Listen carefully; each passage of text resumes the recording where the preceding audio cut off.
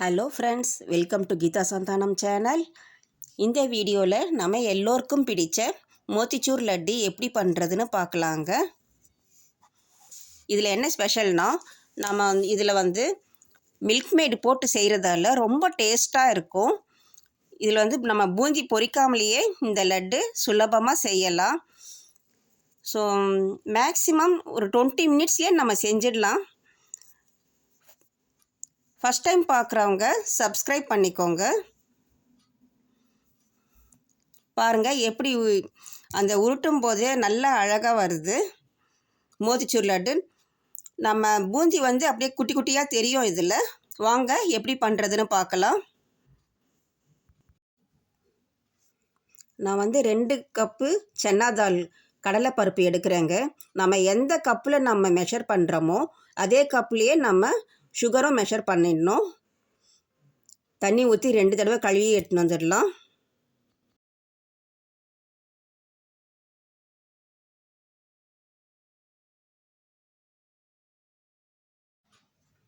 இந்த பருப்பு 2 இல்லை 3 மணி நேரம் ஊறட்டும். மொத்த பருப்பும் ஒரே டைமில் அரைச்சா ஈவனாக கிரைண்ட் ஆகாது. அடியில் நல்லா அரைப்பட்டுடும், மேலே பருப்பாக இருக்கும். 3ஆக டிவைட் பண்ணி கொரப்பாக அரைச்சிக்கோங்க.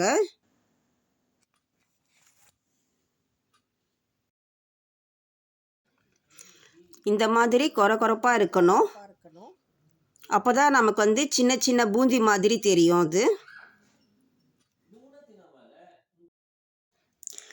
எண்ணெயில் சின்னதாக கிள்ளி போட்டு பகோடா மாதிரி பொரிச்சிக்கோங்க. நமக்கு ஷேப்பு முக்கியம் இல்லை, ஏன்னா நம்ம மிக்சியில் தான் பல்ஸ் மோடில் வச்சு அரைக்க போகிறோம்.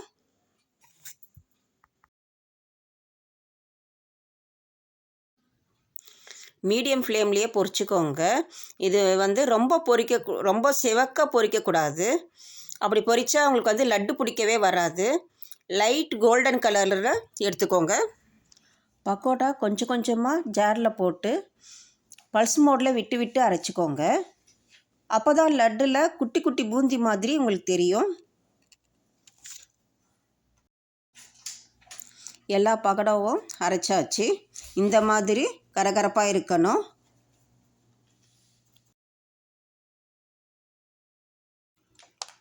சர்க்கரை பாகு சேர்த்துக்கு அடி கனமான பேன் எடுத்துக்கோங்க. 2 கப்பு கடலை பருப்புக்கு 3 கப்பு சுகர் சேர்த்துடலாம்.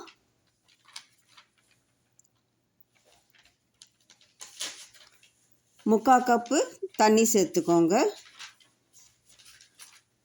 எந்த கப்பில் நம்ம பருப்பு அளந்தோமோ அதே கப்புலேயே நம்ம இதையும் மெஷர் பண்ணிடலாம். சர்க்கரை பாகு நல்லா கொதி வந்த உடனே இதில் 1 ஸ்பூன் பால் ஊற்றினோம்னா அதில் இருக்கிற டஸ்டெல்லாம் மேலே வந்துடும். அதெல்லாம் எடுத்துடுவோம் நாம்.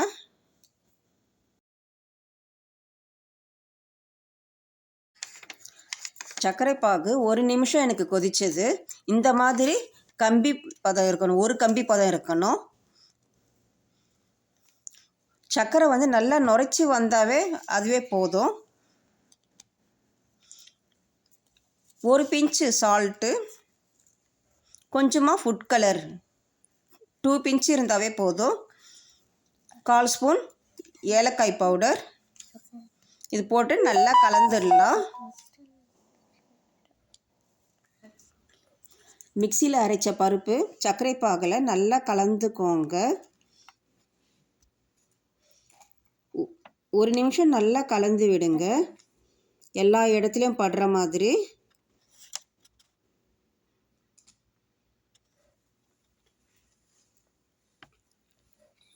நல்லா கலந்து விடணும்.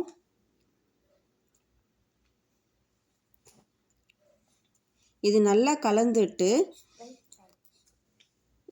2 நிமிஷம் டிஸ்டர்ப் பண்ணாமல் விட்டுடுங்க. அது அப்படியே சுகர் சிரப்பு அப்சர்வ் பண்ணிடும். ஒரு சின்ன பேனில் 2 டீஸ்பூன் நெய் விட்டுக்கலாம். இதில் பிளாக் ட்ரை கிரேப்ஸ் தான் நான் சேர்க்குறேன். இதில் 2 ஸ்பூன் ட்ரை கிரேப்ஸ், இதுலேயே இதில் பாதாம் முந்திரி குட்டி குட்டியாக கட் பண்ணது, முந்திரி பாதாம் கட் பண்ணி இதில் சேர்த்துக்கலாம்.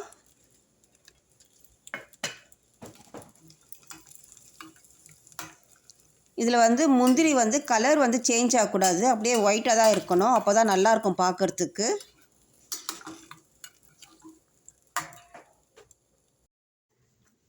இப்போ கேஸ் ஆஃப் பண்ணிடுறேன். கேஸ் ஆஃப் பண்ணிட்டு நம்ம அந்த லட்டில் சேர்த்துடலாம். அது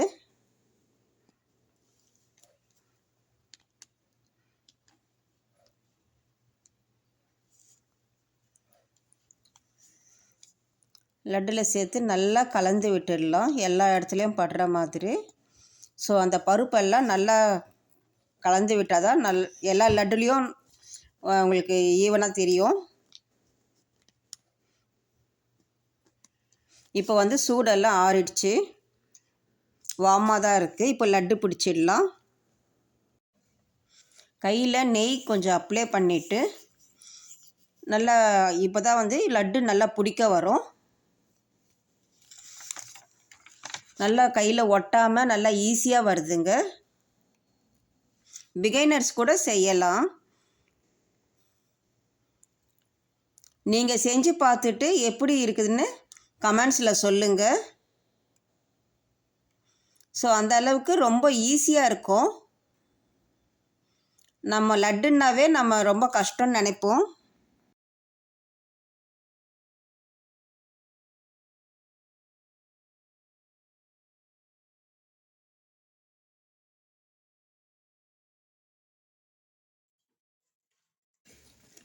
கொஞ்சம் பூந்தியை வந்து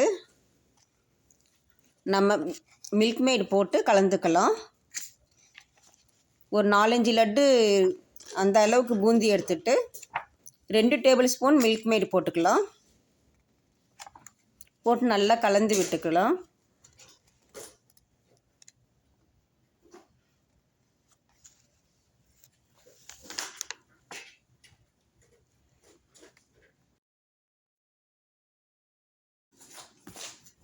மில்க் மேட் போட்டு செய்யும்போது டேஸ்ட்டு ரொம்பவே நல்லா இருக்குது. லட்டு பார்க்குறதுக்கே ஷைனிங்காக இருக்கும். எந்த அளவுக்கு ஷைனிங்காக இருக்குது பாருங்கள்.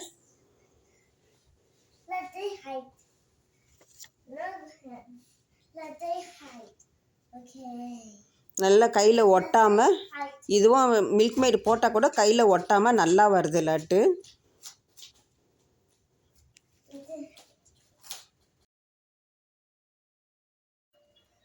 லட்டு அருமையாக வந்திருக்குங்க.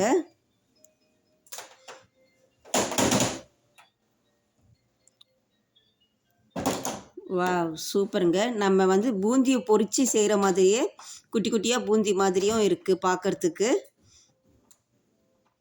இந்த தீபாவளிக்கு மோத்திச்சூர் லட்டு கண்டிப்பாக செஞ்சு பாருங்கள். எப்படி இருக்குன்ட்டு எனக்கு கமெண்ட்ஸில் சொல்லுங்கள். லைக் பண்ணுங்கள், ஷேர் பண்ணுங்கள். தேங்க்யூ ஃபார் வாட்சிங்.